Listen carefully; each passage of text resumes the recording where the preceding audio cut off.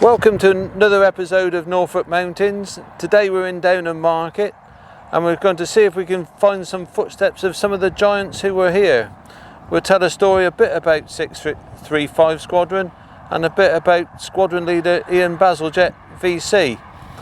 We're going to walk down the Perry track and then on to camp to see what we can find now that the bat flu is eased. And we're aiming to finish it at the VC Memorial. So come on, let's go. Let's go.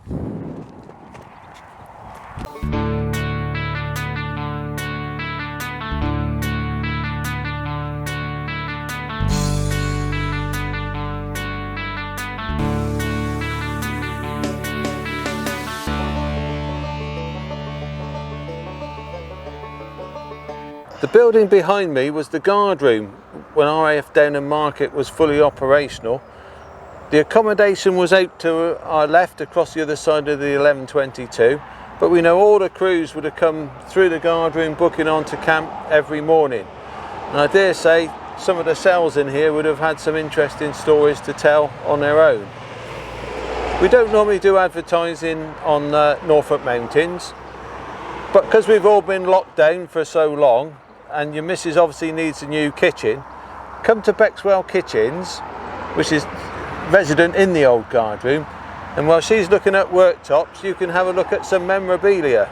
The first giant we come across on our tour of Downham Market is Geoffrey Goddard, who was the navigator for Ian Bazalgette. Behind me in this building was the navigational briefing room, and the blackboard for the nav briefings is still on the wall now. What I'm holding now is part of what would have been included in the briefing, which is a list of all the operational bomber command stations, and they would say if it's diverted or not to be used in any circumstances if they can't get back to Downham Market on their return. Very often, in certainly the bombing raids they carried out to Italy, they'd always be short of fuel by the time they got back. So this is a very important piece of history I'm holding here. I'm very thankful to Matthew at Bexwell Kitchens for letting us display it for you. This is the drying room where they'd have had a lot of radiators on the wall. We've still got some brackets there. An vent going through the far wall which was used for drying the parachutes. Obviously a wet chute would tend to be, in a worst case scenario, would overtake you on the way down, which is not what it's designed to do. So, bit of history. And the other thing, this has got asbestos ceiling, which is the only building with an asbestos ceiling. So, this is 635 Squadron's locker room. So, every mission, before they took off, they'd come in here and don all their flying kit and get their safety equipment, their parachutes in May West and that issued to them as they went in or out of the doors. Just talking about where the lockers would have gone, and we think it would have gone across ways, probably in seven in a row, and then split down a corridor down the middle. But that is just speculation. But every mission that's got to start somewhere, and getting in your kit would be the place it starts here. Another door, another story, and I definitely feel we're walking in the footsteps of giants. 6th Squadron gunnery room, still embezzled on the top, and it's got Squadron Gunnery Leader written on there as well. Certainly Vernon Leader and Dougie Cameron would have come through this door to see the boss.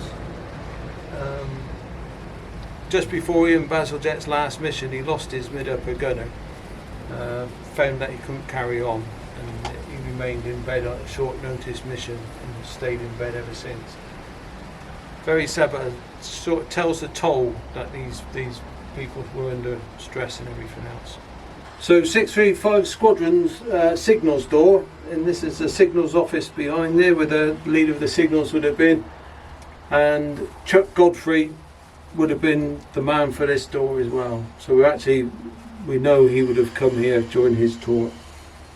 If we look at the door handle, that's got a million stories to it as well. Sweaty palms, I no doubt, if you're summoned to see the boss. There were 2 VCs awarded at RAF Downham Market during the war. One was to Flight Sergeant Arthur Aaron, and the other is the squadron leader Ian Bazalgette, who we've been concentrated on with his members of his crew this time. So in true mountains traditions, we pay our respects.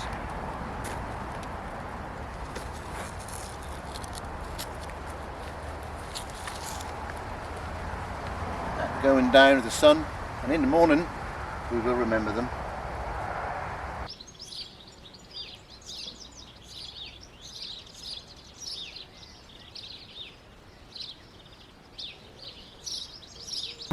Dougie Cameron was the rear gunner in Ian Bazalgette's plane.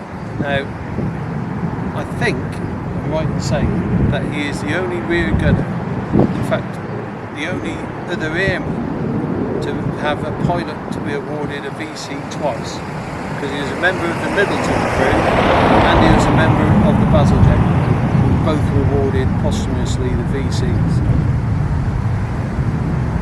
So before we tell you the story of the VC mission, we have to remember that Ian Bazalgette completed no end of other missions, and he was a well-known leader of men. His top party piece was doing the muffin run, which I'd like to demonstrate, but it involves putting a pint of beer on your head, sitting on a chair, standing up, lying down on the floor, and standing up with the pint of beer intact. Now, because of my age, getting up off the floor would be a major challenge in itself, so I think it's a young man's sport. So put your PC games down, get a pint jug on your head and go and practice in the back garden. It's ends of hours of fun. Now, the other thing Ian Bazalgette was famous for was entertaining the nurses from Ely, and he had one chat-up line that is reputed and confirmed by Dougie Cameron, that his chat-up line was, "Your eyes remind me of the fish pools of Hesbaugh," which I've never heard of, but it's part of the Song of Solomon. I don't know if it works, but what a line. The citation of Ian Bazalgette, VC and DFC. On the 4th of August 1944, Squadron Leader Bazalgette was Master Bomber of a Pathfinder squadron detailed to mark an important target at Trossy St Maximin for the main bomber force. When nearing the target, his Lancaster came under heavy anti-aircraft fire. Both starboard engines were put out of action and serious fires broke out in the fuselage and the starboard mainplane. The bomb aimer was badly wounded. As a Deputy Master Bomber had already been shot down, the success of the attack depended on Squadron Leader Bazalgette, and this he knew. Despite the appalling conditions in his burning aircraft, he pressed on gallantly to the target. Marking and bombing it accurately, the attack was successful, down to his magnificent effort. After the bombs had been dropped, the Lancaster dived practically out of control. But by expert airmanship and great exertion, Squadron Leader Bazalgette regained control, but the port inner engine then failed, and the whole of the starboard mainplane became a mass of flames. Squadron Leader Bazalgette fought bravely to bring his aircraft and crew to safety.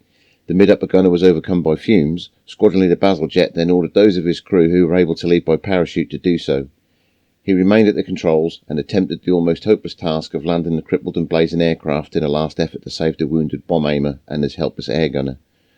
With superb skill and taking great care to avoid a small French village nearby, he brought the aircraft down safely. Unfortunately, it exploded and this gallant officer and his two comrades perished. His heroic sacrifice marked the climax of a long career of operations against the enemy. He always chose the more dangerous and exacting roles. His courage and devotion to duty were beyond praise.